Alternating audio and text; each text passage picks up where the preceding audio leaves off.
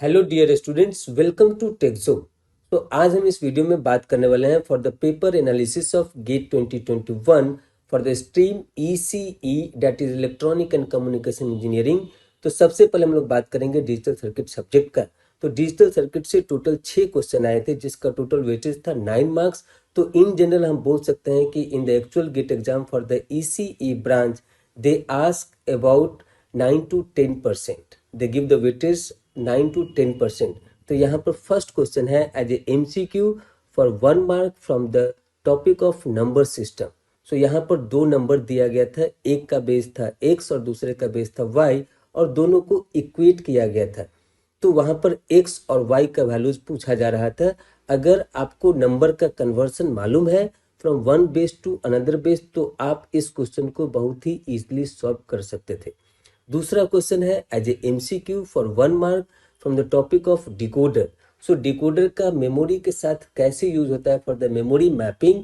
आपको अगर डिकोडर का इंटरनल सर्किटरी मालूम है जिसमें not gate and and gate use होता है, तो एंड गेट का आउटपुट मेमोरी के रजिस्टर से कनेक्टेड होता है। तो यहाँ पर जो मेमोरी का साइज दिया हुआ था उसके अकॉर्डिंग डिकोडर का क्या साइज होना चाहिए और उस डिकोडर में कितने number of and gate use होगा, उसके बेसिस पे ये क्वेश्चन पूछा गया था। तो इस टॉपिक पे हमने गेट सीरीज में भी बहुत सारे क्वेश्चंस डिस्कस किए थे। जिन्होंने उसको बनाया था उनको बहुत फायदा हुआ, एक्चुअल गेट एग्जाम में वो बहुत इजीली इस क्वेश्चन को सॉल्व कर पाए। अगर आपने अभी तक गेट सीरीज के क्वेश्चंस को सॉल्व नहीं किया है तो आप भी स्टार्ट कर दीजिए, आपको गेट 22 में भी इसका बहुत फायदा होगा।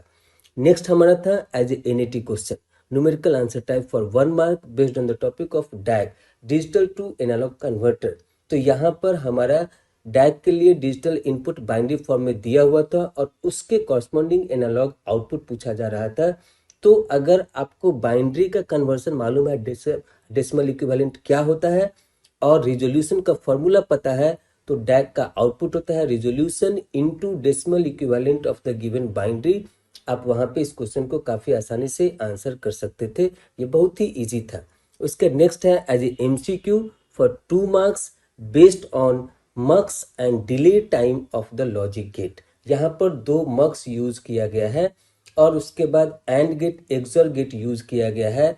सबका वहां पर डिले टाइम दिया हुआ है, तो मैक्सिमम डिले टाइम क्या होगा उसके बेसिस पे ये क्वेश्चन पूछा गया था। और ऐसा देखा गया है कि ईसीई ब्रांच के लिए स्पेशली एक क्वेश्चन डिजिटल सर्किट से टाइम डिले पे हमारा वहां पे एक क्वेश्चन डिजाइन किया जाता है। तो ये मेरा सजेशन है आप सभी से कि जितना ज़्यादा से ज़्यादा हो सकता है डिले टाइम पे क्वेश्चंस का प्रैक्टिस करेंगे ताकि एक्चुअल गेट एग्जाम में आपको उसे सॉल्व करने में काफ़ी हेल्प हो और आप सही आंसर दे पाए। नेक्स्ट था हमारा as a MCQ for 2 marks from computer organisation. तो हम सभी लोग 8085 में पढ़ते हैं पुश पॉप इंस्ट्रक्शन। तो उसी पुश पॉप इंस्ट्रक्शन के ऑपरेशन के बेसिस पे कंप्यूटर ऑर्गेनाइजेशन से एक क्वेश्चन आया था जो कि काफी आसान था। अगर पुश एंड पॉप का ऑपरेशन आपको मालूम है तो आप बहुत इजीली उस क्वेश्चन का आंसर कर सकते हैं। एक क्वेश्चन आया था as a numerical answer type for 2 marks based on the topic of counter. तो ऐसा देखा गया है कि जनरली डिजिटल सर्किट से काउंटर टॉपिक पे हर एक साल गेट में क्वेश्चंस पूछे जाते हैं। ये मेरा सजेशन है आप सभी से कि आप जिस किसी भी स्ट्रीम से बिलोंग करते हैं, काउंटर टॉपिक पे आप ज़्यादा से ज़्यादा क्वेश्चंस को प्रैक्टिस करें ताकि आपका एक्चुअल गेट एग्जाम में आंसर सही हो।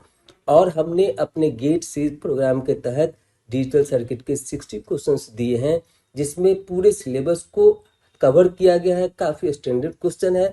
अगर आप पूरे क्वेश्चंस को प्रैक्टिस करते हैं तो एक्चुअल गेट एग्जाम में आपको बहुत ही उसका फायदा होगा। और भी 2 सब्जेक्ट हैं as a analogue circuit ADC, उसमें भी अच्छे अच्छे क्वेश्चंस डिजाइन किए गए हैं और जिन्होंने उसको सॉल्व किया था उनको गेट 2021 में काफ़ी फायदा हुआ था।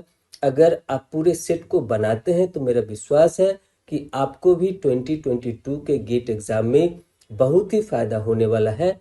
सो इन सारे क्वेश्चन का जो गेट 2021 में डिजिटल टॉपिक से आया था, हम एक एक करके आपको सॉल्यूशन भी देंगे, आप इंतजार कीजिए। So the question here is if a number 1235 under the base x is equal to 3033 under the base y, where x and y indicate the bases of the corresponding numbers, then option A, x is equal to 7 and y is equal to 5.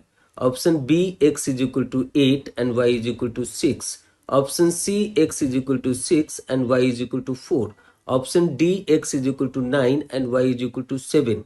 और ये question पूछा गया था in GATE 2021 for EC for 1 mark as a MCQ question.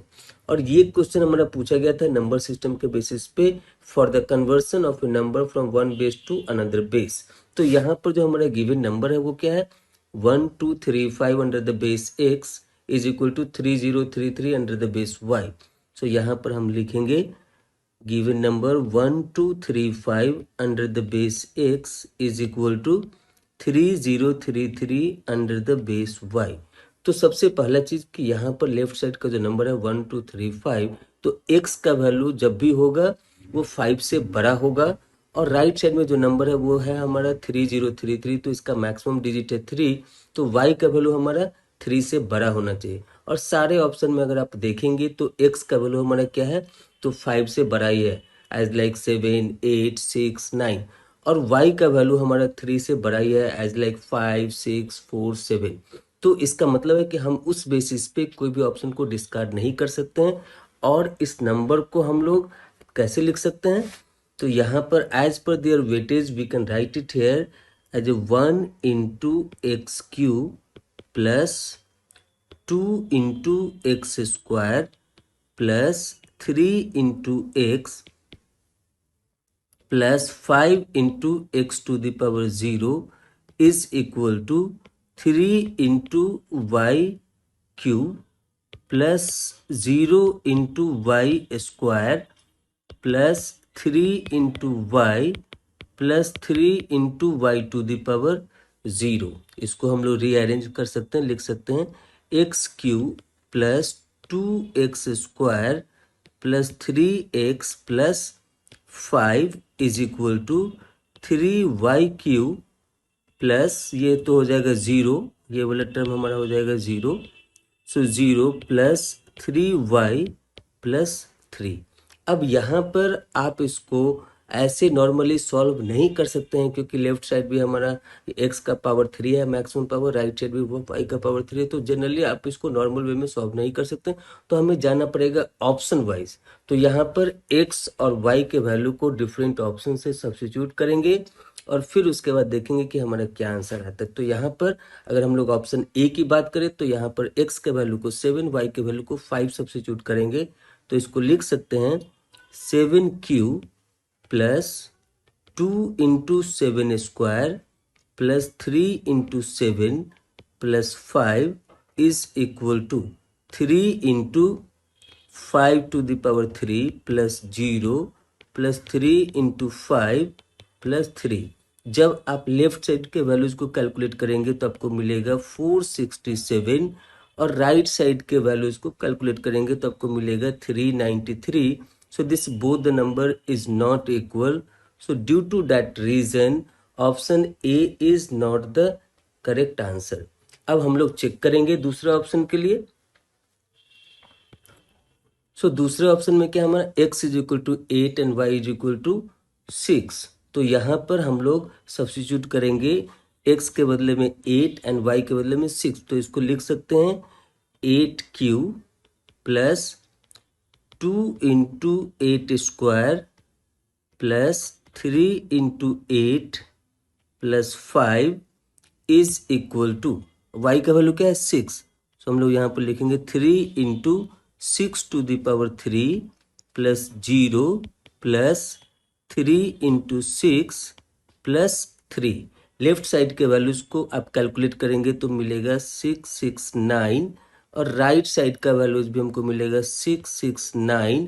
तो यहाँ पर दोनों side का वैल्यूज हमारा सेम है, तो इसका मतलब है कि ये ऑप्शन हमारा इसमें फिट कर रहा है। x का value 8, we got it here, x is equal to 8 and y is equal to 6, जो कि ऑप्शन बी से हमारा मैच कर रहा है। So option be the correct answer तो यहाँ पर सी और डी हमको चेक करने का जरूरत नहीं है एग्जाम में, लेकिन आप as a homework x is equal to 6 and y is equal to 4 substitute करके देखेंगे तो दोनों साइड का वैल्यूज बराबर नहीं आएगा। उसी तरीके से आप प्रैक्टिस के तौर पे ऑप्शन डी का वैल्यू यहाँ पर सब्स्टिट्यूट करके देखेंगे, x is equal to 9, y is equal to 7, दोनों साइड का वैल्यूज बराबर नहीं आएगा। तो एग्जाम में वो नहीं करना है, but for the practice purpose you can do at your home. So by this way option B is the correct answer for this question, and by this way this is the end of the explanation for this question. Thank you.